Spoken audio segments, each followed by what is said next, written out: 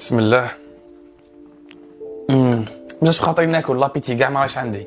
مالك علاه ما بغيتش تاكل؟ لابيتي ما راهيش عندي، وزيد ثاني اللي راه يشوفني راه يقول لي راك غير تزيد تنقص، ماغري كو سيت كلشي، سيت لي كومبليمون اليمونتير، سيت سبور والو. شوف الاولى خصك تفهم كيفاش الجسم تاعك يتمشى. انت كي تاكل ماكله من المفروض الجسم تاعك يستخلص العناصر الغذائيه من هذيك الماكله اللي كليتها باش سوا يحولها الى طاقه ويستغلها ولا يخزنها وانت تزيد في البوا. بصح كاين الناس اللي عندهم مشكله في هذه، سوا ما راهيش تجيه شهيه الاكل ولا لابيتي، ولا هو راه ياكل ويزيد في الكونتيتي تاع الماكله بصح ولا ما راهش يزيد في الميزان. قادر يكون الجسم تاعه هذيك الماكله اللي كلاها ما راهش يستخلص ويمتص غايه هذوك العناصر الغذائيه اللي تكلمنا عليهم. صح دروك عاد فهمت. دروك الحل وين راه؟ ما تخافش، عندي الحل. نعرف واحد الكومبليمون اليمونتير 100% ناتوريل واللي هو ابيتي كات، وما كانش اللي ما سمعش بيه باسكو بزاف لي ميدسان ينصحوا به. هو فيه لي فيتامين بي، وهاد لي فيتامين بي يفتحوا لك الشهيه، وزيد ثاني يعاونوا الجسم تاعك في الامتصاص والتخزين العناصر الغذائيه اللي راح تحتاجهم من بعد. صار نسمع بزاف على هادو لي كومبليمون اليمونتير، ولا كاين الناس اللي يقولوا دير الحلبه. شوف